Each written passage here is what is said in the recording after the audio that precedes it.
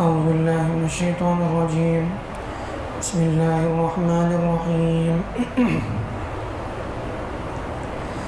وإن من أهل الكتاب وإن من أهل الكتاب لمن يؤمن بالله وما أنزل إليكم وما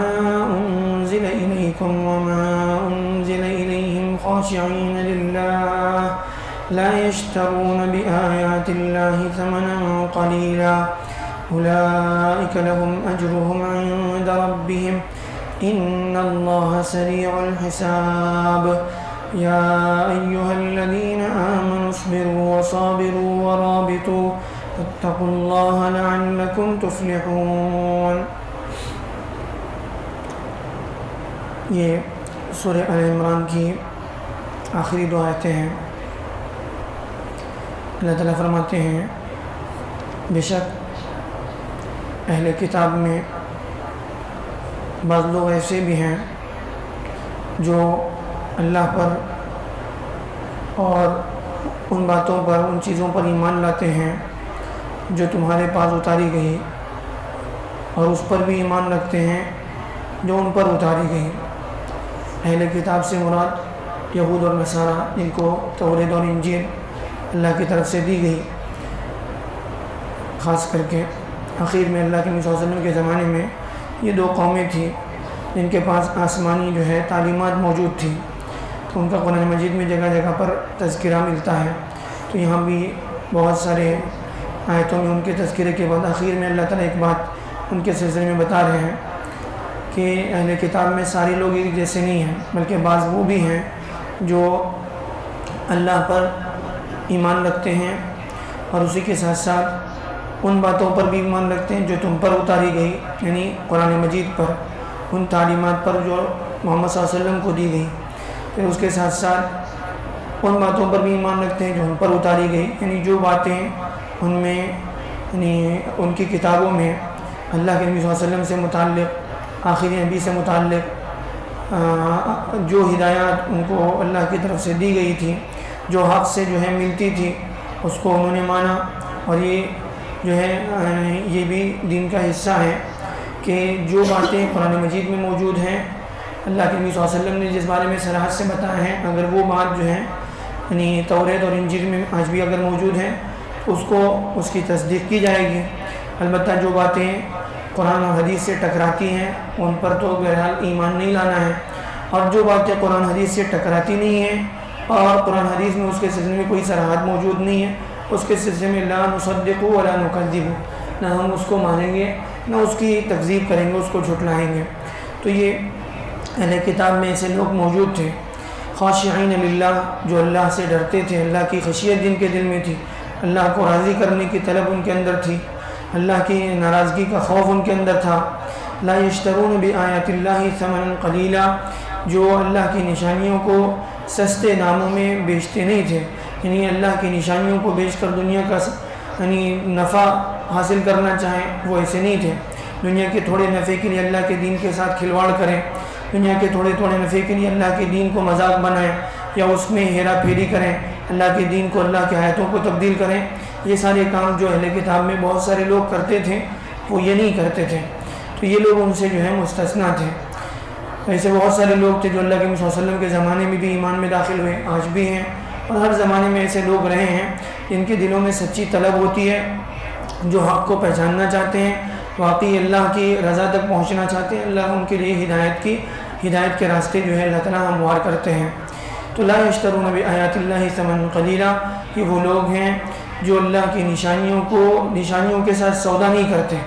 اولئک لہم اجرہم عند ربہم، ایسے لوگوں کے لیے ان کے پروردگار کے پاس ان کا اجر ہے، ان کا اجر محفوظ ہے، ان کو اللہ کے پاس پورا اجر دیا جائے گا. ان اللہ سریع الحساب، اور اللہ تعالیٰ بہت جلد حساب لینے والے. اللہ کو کسی کا حساب لینے کے لیے کوئی دیر نہیں لگے گی. ہر ایک کی پائی کا حساب اللہ کے پاس ہے، ہر ایک کو اس کی کیے کا پورا حساب اللہ کے پاس چکانا ہوگا. اور اس کے لیے اللہ نے ایک دن طے کیا ہوا ہے جس کو قیامت کا دن اور حساب کتاب کا دن، میزان کا دن وغیرہ کہا جاتا ہے. آخر میں اللہ تعالیٰ فرماتے ہیں یا ایھا الذین آمنوا، ہے وہ لوگوں جو ایمان لائے ہو، اصبروا وصابروا، صبر سے کام لو اور جم جاؤ. صبر اسبرو بھی صبر کے معنی میں، صابرو یہ بھی صبر کے معنی میں. اللہ تعالیٰ تھوڑا سا فرق ہے اس میں. اسبرو کہتے ہیں ان چیزوں پر صبر کرنا جو انسان کی اپنی ذات سے متعلق ہے. کیا مطلب؟ جیسے مثال کے طور پر اللہ کو پہچاننے کے لیے انسان کو مجاہدہ کرنا پڑے گا، اللہ کی معرفت حاصل کرنے کے لیے اللہ کی نشانیوں پر غور کرنا، اور اسی طرح سے جو ہے ان دلائل کو حاصل کرنے کی کوشش کرنا جس کی وجہ سے اس کا ایمان پختہ ہو، اس کے لیے صبر کرنا. اسی طرح سے اللہ کے احکامات پر عمل کرنے کے لیے انسان کو برداشت کرنا پڑے گا. بہت ساری چیزیں اس کے نفس کے خلاف ہوں گی، اس پر صبر کرنا. اسی طرح سے ان چیزوں سے بچنے کے لیے انسان کو صبر کرنا پڑتا ہے جن چیزوں سے شریعت میں روکا گیا، منع کیا گیا، اس پر صبر کرے. ان چیزوں پر صبر کرنا جو چیزیں اس کی اپنی ذات سے متعلق ہیں، چاہے وہ اللہ کی معرفت حاصل کرنے کے لیے ہو، چاہے اللہ کے احکامات پر عمل کرنے کے لیے ہو، چاہے اللہ کی منع کردہ چیزوں سے بچنے کے لیے ہو، ان ساری چیزوں پر صبر کرنا یہ بھی صبر ہے اور یہ مطلوب ہے، اس کا اللہ حکم دیتے ہیں. اور اس کے ساتھ ساتھ ایک ہے وصابرو. صابرو کے ایک معنی یہ ہے کہ انسان ان چیزوں پر صبر کرے جن چیزوں کا تعلق دوسروں کی ذات سے ہے. یعنی انسان کو جو ہے جن کے ساتھ وہ رہتا ہے ان کی کبھی بدتمیزیاں برداشت کرنی پڑتی ہے، کبھی بے ادبیاں برداشت کرنی پڑتی ہے، کبھی انسان کو جو ہے ایسے لوگوں سے واسطہ پڑتا ہے جو ان کے ساتھ جو ہے ناانصافی کرتے ہیں، اور دین پر چلنے میں رشتہ داریوں کے ساتھ جو ہے بہت ساری چیزیں جھیلنی پڑتی ہیں، پڑوسیوں کے ساتھ جھیلنی پڑتی ہے، کبھی اپنے گھر میں بھی انسان کو جو ہے دوسروں کی طرف سے جو ہے جو تکلیفیں اذیتیں پہنچتی ہے اس پر صبر کرنا پڑتا ہے، جن کے ساتھ انسان اٹھتا بیٹھتا ہے رہتا ہے.